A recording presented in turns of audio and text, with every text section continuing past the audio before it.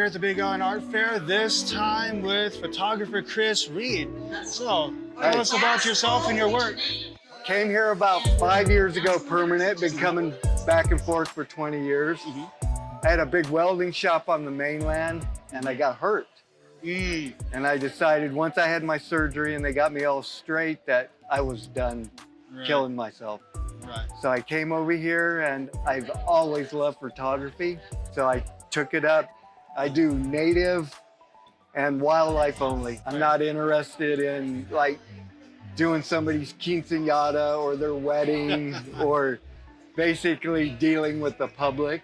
Right, no humans. No humans, yeah. So I love taking pictures of animals, and I'll do from the chickens to the palilla to the pu'eo. I love all the animals here. So I even got goat and pig pictures. So yeah. All right. Yeah. Well, thanks for your time. Thank you.